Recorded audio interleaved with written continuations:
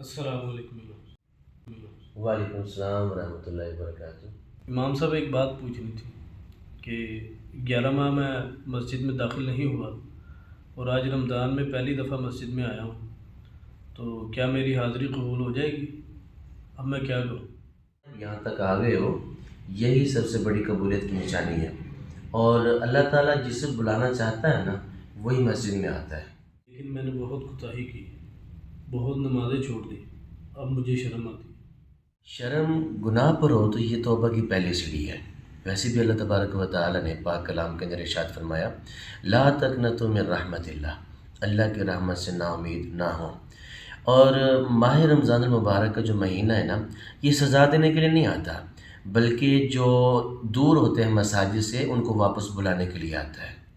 کیا میں پھر سے نماز شروع کر سکتا ہوں؟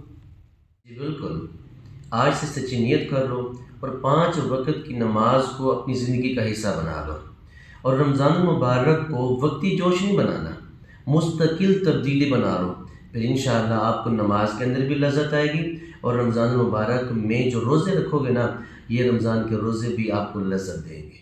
جی امام صاحب، انشاءاللہ آئندہ میری کوئی نماز قضا نہیں ہوگی اور میں رمضان المبارک کے روزے بھی رکھوں گا۔